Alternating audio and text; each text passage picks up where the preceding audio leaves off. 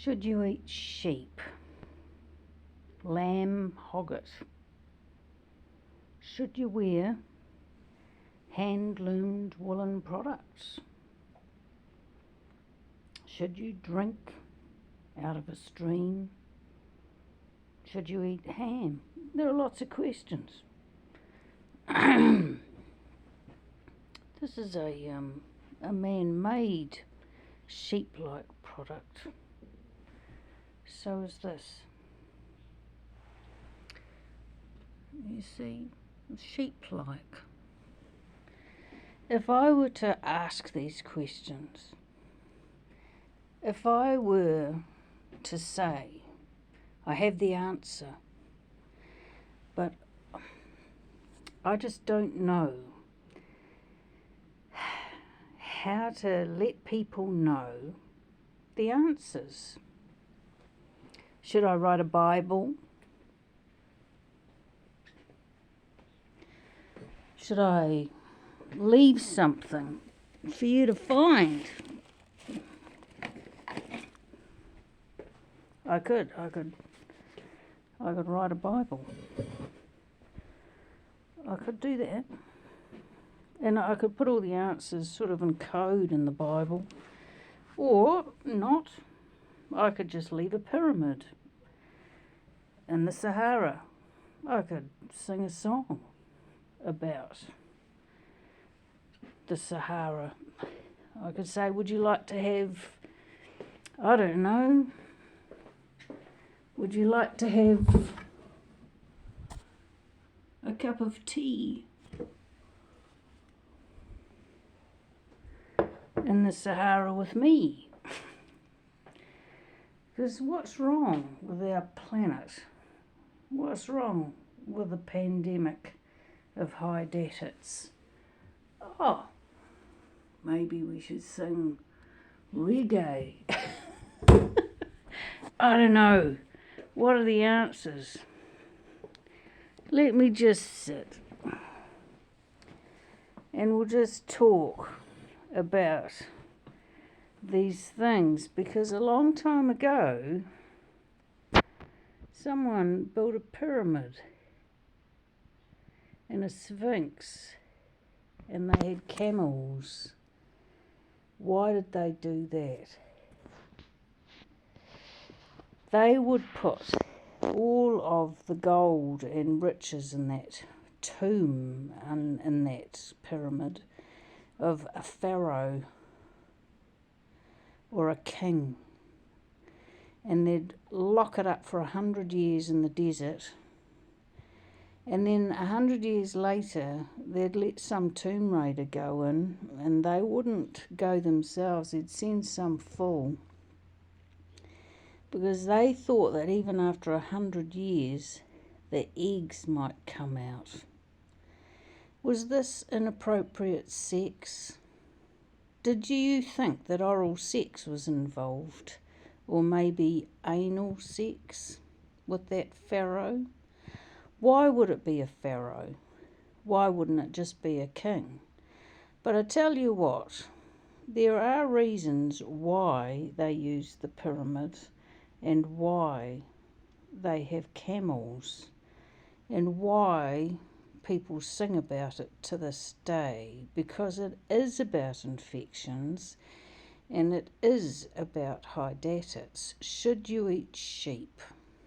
No, you should not, because hydatids is involved with a snakeworm, which is a small brown parasite that creates a system of deterioration within the body, and it is called echinocococcus granulosis, and it forms a rectal wart, and it excites for anal sex. And everything is covered with these little snake worms. They're right under your radar, they're so small, but you can see a hydatids wart up in a rectum. And you can certainly say, why is it a rectum? Because the anal sex with that wart rectum. It is an ecology. It is a food web. That is why you've got a pyramid. It's got a stable base because there are more than one species involved. The Indians refer to Kundalini. These guys get kind of lean. They can't actually eat all of their own food because they've got so many blinking worms. But they come from sheep. It's in the desert because that's the only place you can dry up this thing. And it's 100 years like Snow White, isn't it? So should you have anal sex? You should not. Should you have oral sex? No, you should not. Oral sex infects the brain, and when you've eaten sheep and got hydatids, it infects your brain, and then you've gone insane.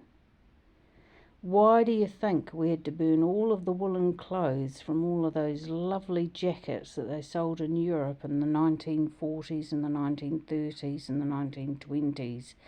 And before that, handloom, just like the Indians handloom. This is an Indian handloomed product on the end of my couch here. What is it?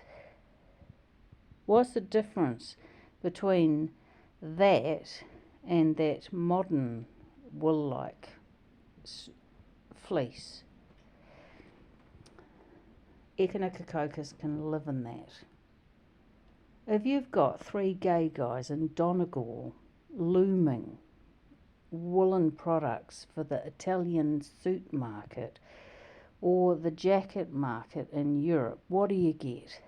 You get hydatids all over Europe from clothing, because the eggs, going back to the pyramid in the 100 years, are right through the fabric, because the gay guys are having anal sex and oral sex. They're making the fabric in Donegal by the sea with their sheep and with their cow, and they're infecting all of the fabrics and sending it through to suit makers and jacket makers and coat makers in Britain and Italy and France and Germany, anywhere they can sell it at a price. And what are they doing? They're putting homosexual product, hydatid eggs, all through their products. Now, another thing, it's a mammalian parasite. It's a red meat parasite. It can affect cows. It does affect dogs, and we know that. You send all of this infected fabric to Europe, and we have to have what? All of the clothes burnt because they're full of parasite eggs. Your groundwater in Europe is infected. It has been for a long, long time. You should not drink water. Obviously, Europeans know that, don't they? Is it any different anywhere else? Protozoans, eggs, people's jizz. People wash their bottoms and then wash it down into the local water supply. Dead cats in wells, the lot.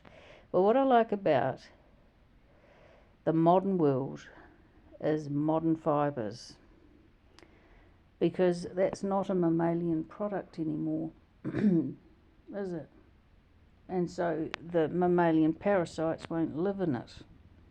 Historically, we've had a huge amount of trouble with woven products with eggs from parasites in them, tapeworms like echinocococcus granulosis, a dog infestation. Humans can catch it with dog handling. Very careful you should be about animal handling. And a move towards man-made products is the wonder of the new age. American life and Madonna, thank you very much. We should move to these products and give up these old products, because the eggs and the worms can live in that wool product because they live in the sheep. Should you eat sheep? No, you should not eat sheep. Sheep have had hydatids for so long. We had a huge effort against hydatids in New Zealand with a DDT drenching program in the 70s and the 60s, because we had it in New Zealand. We have had hydatids all over the world. We've had it in India, thank you Kundalini. That's about hydatids. Nobody wants to talk about parasites. It's time to talk about parasites and be very, very careful about what you're wearing and what you're eating. But it's a very dangerous thing to eat sheep, and I wouldn't eat ham either. Hams are very dangerous things to eat. Okay, that's it for me today.